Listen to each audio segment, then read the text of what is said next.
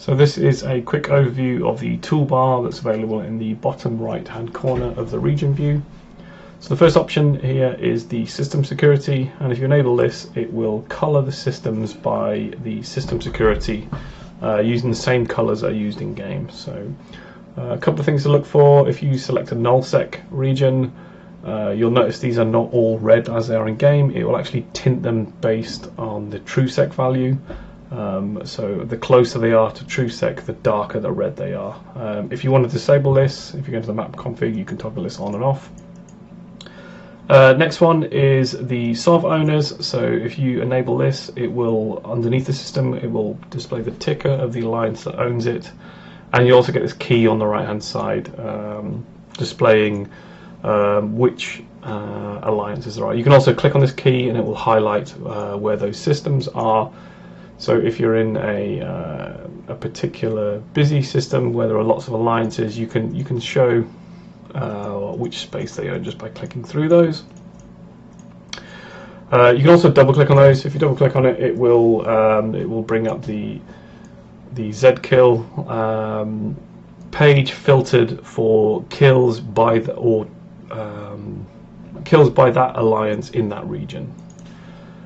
So next up is the standings view. Now for this to work, you need to have an authenticated character, and what this will do is it will colour the map based on the standings of the alliance of the SOV owners of the system. So if I select a region where I have where there are enemies, for me they will appear in either the red or in blue for friendly, again using the normal in-game colours.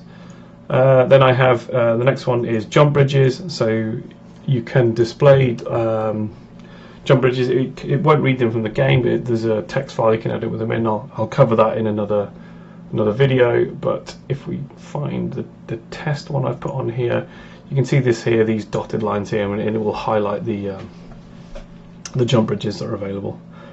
Then next, onto the bottom row, these ones are all data ones. So these are this is all read from the ESI backend.